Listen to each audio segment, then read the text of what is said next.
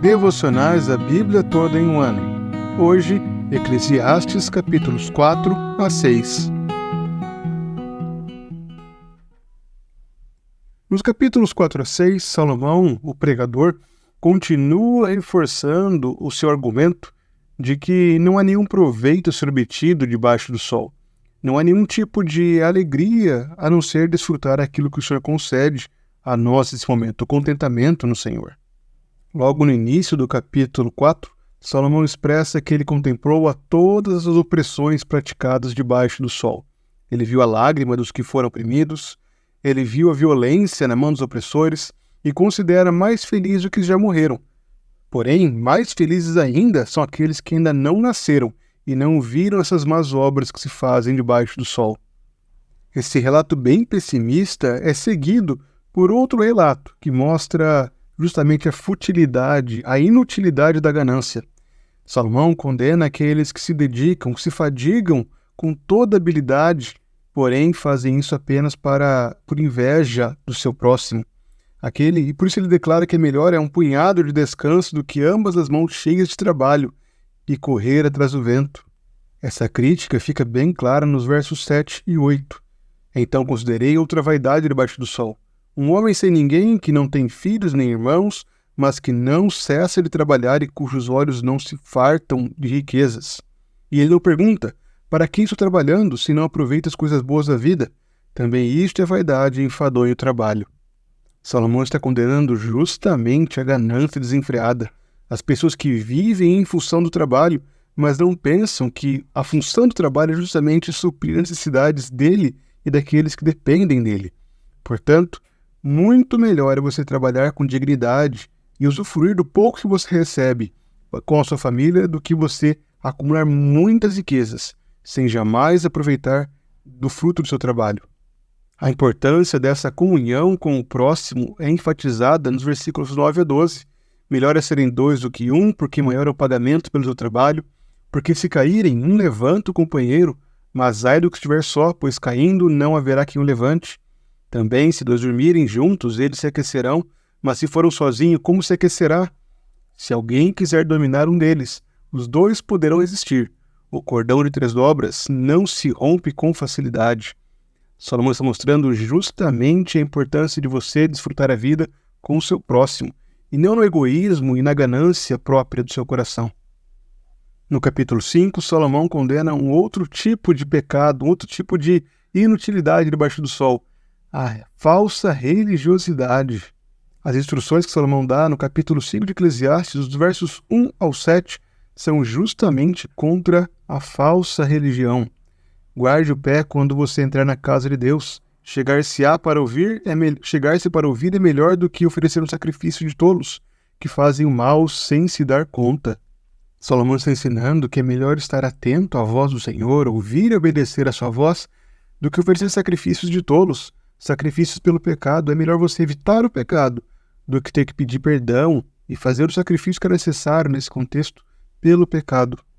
Em seguida ele afirma que a sua boca não se precipite, nem se apresse o seu coração em pronunciar uma palavra diante de Deus. Isso é reforçado pelo verso 4, quando declara que é melhor não fazer um voto do que fazer e não cumprir. E a conclusão de tudo isso está no versículo 7. Portanto, tema a Deus. A verdadeira religião está fundamentada nisso, no temor do Senhor. Em seguida, Salomão novamente critica a ganância. Ele mostra que a opressão é fruto justamente da ganância. E no verso 10, ele declara que quem ama o dinheiro jamais se fartará de dinheiro, e quem ama a abundância nunca ficará satisfeito com o que ganha. E a ganância gera um grave mal, como diz o versículo 13. Aquele que acumulam e guardam riquezas fazem isso para o seu próprio prejuízo. Essas riquezas se perdem no mau negócio e o seu filho fica de mãos vazias. Aquele que acumula riquezas quando morre, nada leva. Portanto, isso serve apenas para a sua ruína. A conclusão de Salomão é que é melhor descansar no Senhor e desfrutar de tudo aquilo que Ele concede debaixo do sol, para aquele que se afadiga no seu trabalho. Essa mensagem é reforçada pelo capítulo 6. Inicialmente, Salomão mostra que as riquezas não oferecem garantia de realização. Aquele que é rico pode ainda estar insatisfeito, pois elas podem ser desperdiçadas por tragédias ou preocupações excessivas com o seu acúmulo. Aquele que dedica muito tempo acumulando riquezas pode perdê-las por muitos motivos. Nessas passagens, Salomão, o pregador, continua desiludindo os seus leitores, os seus jovens aprendizes, quanto a toda a frustração que há no mundo. Ele mostra que a justiça social, que o reconhecimento público, que a prática religiosa, que o acúmulo de riquezas não podem satisfazer o coração do homem. O propósito desse ensino é mostrar que somente Deus pode dar contentamento ao coração do homem. O pleno contentamento vem somente em Deus e não nas coisas desse mundo. Por isso, o pregador leva os seus ouvintes a entenderem que a autossuficiência, que as motivações pessoais são frustradas. O único contentamento está no temor ao Senhor e no contentamento dele.